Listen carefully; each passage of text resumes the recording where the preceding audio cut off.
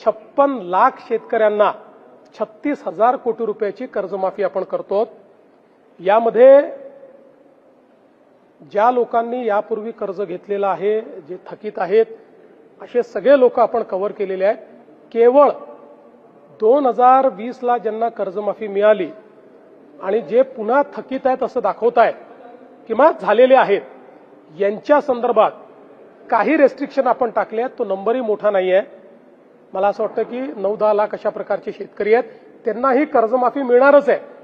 पण वारंवार म्हणजे 17 ला मिळाली, 20 ला मिळाली आणि पुन्हा 26 ला, तर यातनं बँकिंग हे पूर्णपणे कोलॅप्स होईल आणि म्हणून बँकिंगही कोलॅप्स होऊ नये आणि शेतकऱ्यालाही मदत मिळाली पाहिजे म्हणून त्यांच्यापुरतं काही अटी आपण टाकलेल्या आहेत, ज्या अटी जवळपास मला असं वाटतं 99% शेतकऱ्यांना त्याची अडचण पण येणार नाही।